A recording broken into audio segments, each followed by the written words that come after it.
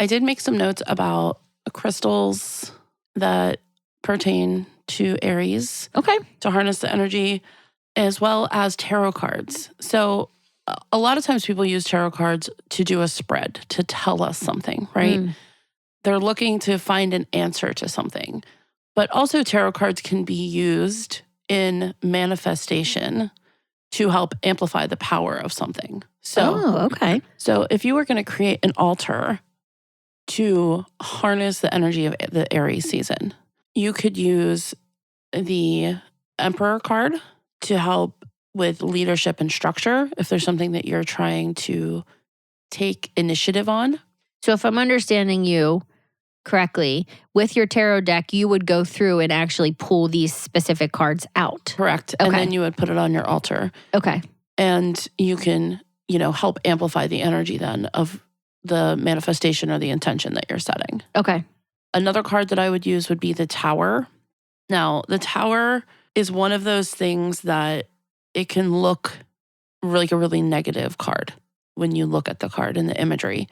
But really, this is a card to use for like sudden change and transformation. Okay.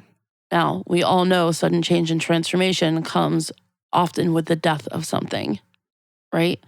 Is why you see the Tower and the Death cards so closely together in the major arcana of the tarot deck, right? There's a story within that major arcana. And I think we should do an episode at some point on that story because it's really very interesting and it's like the fool's journey, right? But when you are trying to create something new, old structures have to crumble in order for you to build new structures. Correct. And the Emperor gives you that stability, that foundation, that leadership to move forward.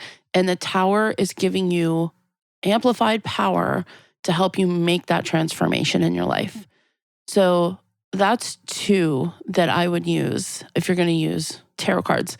Also, Aries is ruled by Mars. Correct. So having, a depiction of Mars on your altar would be good.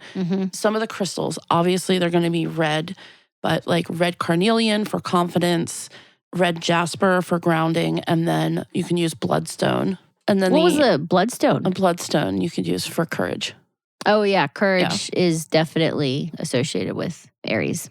I have a lion. I was going to say the cowardly lion. Right, but I have a lion that sits on my altar. Right above my altar, I have this like gold shelf. Yes. Have you seen him? Yes. The meditating lion? Yes. So I went to the store one day and I saw it and I took a picture and I sent it to Charlie and Evie and I was like, oh my God, look at this meditating lion. He's so cool. And I came home and they were like, why didn't you buy it? You know me, not good at spending money on myself. Yes. So I did go back and buy the lion though, because they nudged me. They pushed me. Yes.